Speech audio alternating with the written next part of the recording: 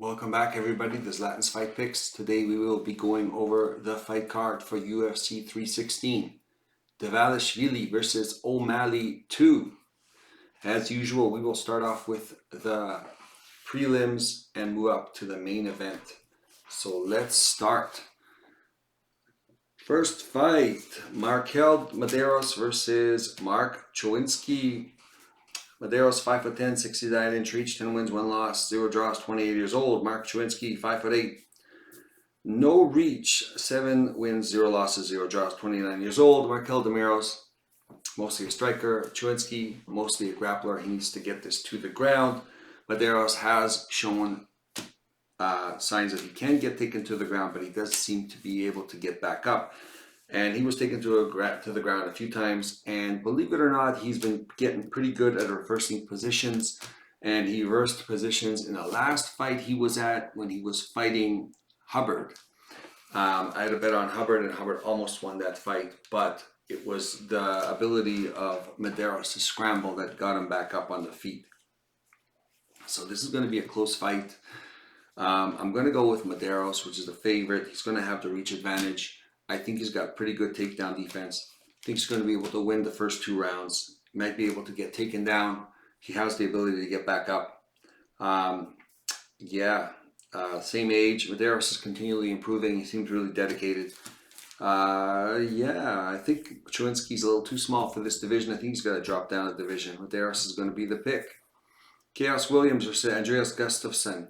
Khaos Williams, 6 feet tall, 77-inch reach, 15 wins, 4 losses, 31 years old. Andreas Gustafsson, 6'1", 73.5-inch reach, 34 years old. Andreas Gustafsson, tough guy, just basically a marauder that kind of goes in swinging, tries to take people to the ground.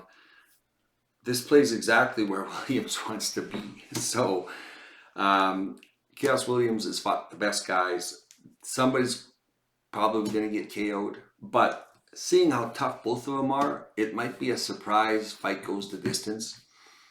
But in this case, I think that this is a bad matchup for Gustafsson. He's fighting against a guy he's definitely strong, can take a punch, and takedown defense is pretty solid. So Khaos Williams is going to be the pick. Quillen Salkild versus Yanal Ashmuz. Salkild, 6 feet tall, 75-inch reach, 8 wins, 1 loss, 25 years old. And Ali Ashmuz, 5'9", 69-inch reach, 8 wins, 1 loss, 30 years old.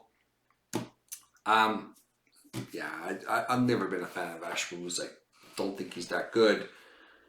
In every department, he's going to get, hit on the feet. He's going to get taken to the ground. I can't see this guy winning. Salkild seems like he's pretty well versed in all aspects. 25 years old, always getting better. Salkild's going to be the pick. High degree of confidence. Jeka Seragi versus Ju Sang Yu. Jeka Seragi, 5'8", 69-inch reach, 14 wins, 4 losses, 30 years old. Ju Sang Yu, 5'9", no reach, 8 wins, 0 losses, 31 years old. Yu has not really been proven. He's fought in a lower league. Seragi, I don't think he's even UFC level. He's at the cusp of UFC level. He did get 1 win by KO. I think he KO'd a guy that is a little chinny, and he landed the perfect shot and won the fight. I just don't have any faith in him. I'm not so much betting on you as betting against Seragi. But this people and you goes in there swinging. Both of them are going to be swinging bombs. So anybody can get KO'd in this position.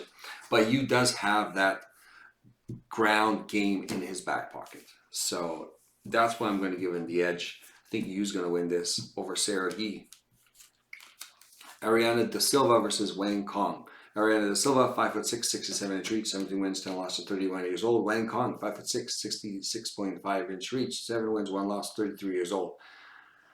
Ariana Da Silva, she's up and down. I mean, I've bet her on a few times to pull off upset, and she has. And then a couple of times, she's been either submitted or KO'd, and something you didn't see coming. And Wang Kong, she's fast. I think she's a little overrated, a little too cocky. This gets on my nerves, actually. But She's got some takedowns. I don't think she's good enough at takedowns to take down Silva down, even though Silva can get taken down. She doesn't have bad defense. She's still pretty big. She's still pretty strong. Both of them are counter strikers. So I think De Silva loves to counter strike. She loves to absorb and throw back. I think Wang Kong might be a little faster, but I think Ariane De Silva has got the experience in the striking where I've seen her take advantage of people who are faster by just being a better counter striker. She's a big underdog and she's really up and down, but I'm going to pick De Silva for the upset. It's going to be a close fight. Wang Kong's not going to get her out of there. De Silva might prove a bigger nut to crack. I think Wang Kong, they want her to win, but I just don't. I think she's overrated. So De Silva's going to be the dog shot here. Moving on to the prelims.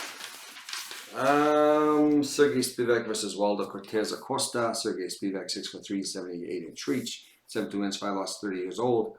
Waldo Acosta, 6'4", 78-inch reach, 13 wins, 1 loss, 33 years old. Sergey Spivak has to take Waldo Acosta to the ground. Waldo Acosta has to keep this on the feet. That's going to be the battle. Spivak has shown problems to take certain people to the ground. I don't think it's going to be Acosta is going to be one of those guys. He's super dangerous on the feet. Spivak's not going to keep it on the feet. He's going to continue the wrestle, and I think he's going to be able to take Acosta down. I think he's going to win this on decision. Azamut Murzakonov versus Betson Ribeiro. Murzakonov, 5'10", 71.5-inch reach, 14 wins, 0 losses, 0 draws, 36 years old. Betson Ribeiro, 6'3", 81-inch reach, 17 wins, 7 losses, 28 years old. Ribeiro does have flashes of greatness. Seems like he's improved his ground game. He's big, he's tall, he's got super long reach. It's powerful.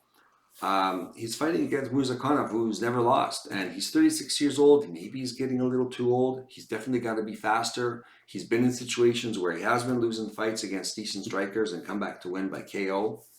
Ribeiro is a little chinny. So it's going to be a tricky fight if Ribeiro can keep it at distance. I don't think Ribeiro's going to try to take Murzakonov down. I think Murzakonov's got pretty good takedown defense. It's going to be a striking battle. And given the fact that Murzakonov is 36, but he hasn't lost, and Ribeiro's a little chinny, I'm going to go with Murzakonov finding that shot and knocking out Ribeiro. So Murzakonov's going to be the pick. Bruno Silva versus Joshua Van. Bruno Silva, 5'4", 65-inch reach, 6 wins, 2 losses, 2 draws, 35 years old. Joshua Van, 5'5", 65-inch reach, 13 wins, 2 losses, 23 draws. You know what? Bruno Silva's only chance is to possibly, counter and land a big shot and knock out Joshua Van. Joshua Van has been knocked out before, but it was in the 3rd round after he was tired, and there's going to be crazy exchanges. But Joshua Van is always fighting guys that are way bigger than him, way longer than him. And in this case, he's actually going to be the taller guy. It's amazing. So I would love to see how he does against Silva. Silva is fast, but I think Joshua Van's finally fighting a guy his size. And I think he's going to be the winner here, apart from something crazy like a KO happening for Silva. I can't see Van losing other than that. Joshua Van's going to be the pick. Main card. Vincente Luque versus Kevin Holland. Vincente Luque, 5'11", 75.5-inch reach, 23 wins, 10 losses, 33 years old. Kevin Holland, 6'3", 81-inch reach, 27 wins, 13 losses, 32 years old. This fight is at welterweight. Kevin Holland is a good welterweight. He's a handful. He's not a great middleweight. He's just too small for like these upper level guys who are really big, who are 6'3" like him, but a solid 6'3". Vincente Luque, you know what? He's only 33 years old, but he's kind of past his prime. It's going to be a close matchup, but I think Kevin Holland's going to be able to keep it on the feet and strike him from distance and defend the takedowns and win this fight by decision. Mario Batista versus Patchy Mix. Mario Batista, 5'9", 69-inch reach, 15 wins, 2 losses, 31 years old. Patchy Mix, 5'11", 71.5-inch reach, 21 wins, 1 draw, 31 years old. It's one of those guys coming in from another league, which is a pretty good league, but maybe not the level of the UFC. Watching Patchy Mix, you know, he's got pretty good striking. He's tall, he's lanky, he seems like he's really durable, can take a punch, and he's good on the ground. Mario Batista, his striking is really improved. He's pretty good on the ground. 31 years old. I've never been a super big fan of Mario Batista. There's 2 fights that I know that he probably lost and he won the decision. So I'm not a big fan of that because of that. Maybe because I was on the other end of both of them. I think that Patchy Mix should win this. I think he's well versed on the ground, and that's going to take away that part of Batista's attack. It's going to be a striking battle. Patchy Mix does have the reach advantage. I think Patchy Mix can submit Batista on top of that. So I think it's going to go to a decision, but there is a chance of a sub by Mr. Mix. Moving on, Kelvin Gastelum versus Joe Pyer. Kelvin Gastelum, 5'9", 71 inch reach, 20 wins, 9 draws, 9 losses, 0 draws. 20 wins, 9 losses, 0 draws, 33 years old. Joe Pyer, 6'2", 75 inch reach, 13 wins, 3 losses, 0 draws, 28 years old. Joe Pyer should be getting better at 28 years old. He's got a lot of attributes. He's 6'2", he's big for this division, 75 inch reach, 28 years old. Kelvin Gastelum, you think he's a lot older, but he's not. It's crazy that he's only 33 years old and he's fought the top of the division. He's lost a lot of these decisions, so he's pretty tough. He's pretty durable. He's got subbed last time, but he got subbed by the guy who potentially is going to be the champ in this division. He's going to be so much shorter, the reach advantage, but you know, this is something Kelvin's always been dealing with. Pyer is really strong, got strong punches, but Kelvin Gastelum's pretty durable, pretty slick inside. I think Joe Pyer gets hit a lot, and I think Kelvin Gastelum gets hit a lot. So it's a matter of who do you think is going to be able to absorb more shots. Pyer is going to be from the outside. Kelvin's going to be working the way in. As far as takedowns go, I think they're about the same level of takedowns. Pyfer's not stellar, neither is Gastelum. They'd rather be standing and banging. And Gastelum's a huge underdog, and I guess generally I would say Pyer could win this decision. But Gastelum's tough, and he's going to be throwing bombs, and if he hits Pyer, he's going to be dealing with a lot of adversity.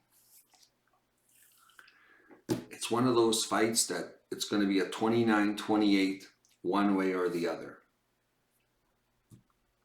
I don't think it's going to be dominant performance by Pyer. I think the odds are way off. Gastelum, I mean, I know he's lazy, but the guy's just naturally good. And I don't know if Pyfer's getting that much better. So I'm going to go for the dog shot with Kelvin Gastelum. Huge odds. I think Pyfer's going to deal with a little bit of adversity. I think he's going to get hit hard, and we'll see how he reacts to that. Yep. Low level confidence, Gastelum. Juliana Pena versus Kayla Harrison. Juliana Pena, 5'6", 69 inch reach, 13 wins, 5 losses, 35 years old. Kayla Harrison, 5'8", 66 inch reach, 18 wins, 1 draw, 1 loss. 18 wins, 1 loss, 0 draws, 34 years old.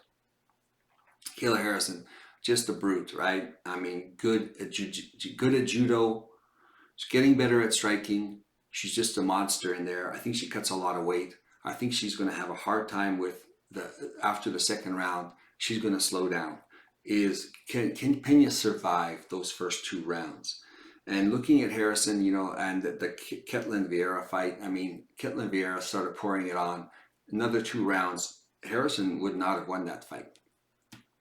So Pena is not the size of Ketlin Vieira, but she does have the tenacity, but she doesn't have the size. And that's going to be the key here. Is she going to be able to withstand the first 2 rounds from Harrison?